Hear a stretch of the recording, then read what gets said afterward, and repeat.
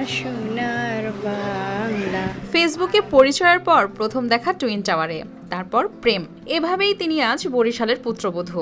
অবাক করার বিষয়, বিদেশের মাটিতে বেড়ে ওঠা নূর হেদায়া এখন শুধু বাংলা বলার চেষ্টাই করছেন না, গাইছেন বাংলাদেশের জাতীয় সঙ্গীতও। দুই দেশের দূরত্ব পেরিয়ে ভালোবাসার এই গল্প এখন আলোচনার তুঙ্গে। বরিশালের গৌরনদী উপজেলার উত্তর নাঠই এলাকার সুমন ইসলামের সামাজিক মাধ্যমে পরিচয় হয় মালয়েশিয়ার তরুণী নূর হেদায়া নূর হিসামের সাথে। সাধারণ কথাবার্তা থেকে তৈরি হয় গভীর বন্ধুত্ব। ফলে দীর্ঘদিনের সম্পর্কের পর প্রায় বছর দুয়েক আগে ইসলামী শরিয়া অনুযায়ী মালয়েশিয়াতেই বিয়ে সম্পন্ন হয় তাদের। ফেসবুকে পরিচয়, ওইখান থেকে আপনার শুরু হয় SMS।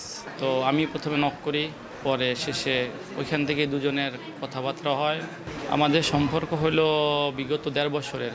পাত্রী নিয়ে আসছি বলতে সে এখন আমার বিবাহিত ওয়াইফ। সুমন ঈদুল আজহা উপলক্ষে স্ত্রীকে নিয়ে নিজ জন্মভূমি বরিশালে ফিরলে গেল 3 জুন আয়োজন করা হয় বিবাহোত্তর সংবর্ধনার। এ খবর ছড়িয়ে পড়তেই আশেপাশের এলাকা থেকে শত শত মানুষ ভিড় করেন বিদেশি পুত্রবধূকে এক নজর দেখতে। ফলে চারপাশে বিরাজ করে উৎসবের আমেজ। ইউভি প্রোটেকশন যুক্ত Tibet luxury talcum powder, the next generation fragrance. Suman জানিয়েছেন তার স্ত্রীকে শিখিয়েছেন বাংলাদেশের জাতীয় সঙ্গীত সহ কিছু বাংলা শব্দ ও বাক্য। এছাড়া তিনি বর্তমানে সংসার ও পারিবারিক জীবন নিয়েই পার করছেন ব্যস্ত সময়। আমার সোনার বাংলা, আমি তোমায় ভালোবাসি,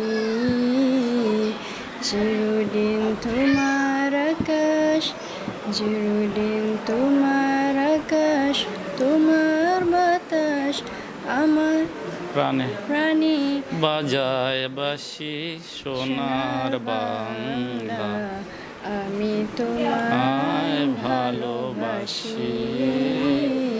সুমনের মাও জানিয়েছেন বিদেশি পুত্রবধূ পেয়ে আনন্দিত পুরো পরিবার। এছাড়াও এলাকাবাসীও করছেন তার প্রশংসা।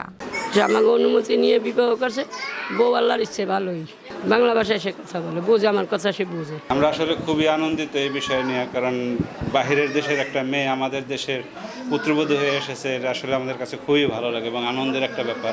সেটা মেয়ে আমাদের দেশে আসছে, আমাদের কালচারটা তার কাছে কেমন লাগে আমাদেরও খুব ভালো লাগছে। ভাষা না বুঝুক আর না বুঝুক, দেখতে তো আমাদের কাছে খুব ভালো। দুই দেশ, দুই সংস্কৃতি আর এক ভালোবাসা, যার সুরেই আজ মালয়েশিয়ার নূর হিদায়ার কণ্ঠে শোনা যাচ্ছে বাংলাদেশের জাতীয় সঙ্গীত। News desk, RTV।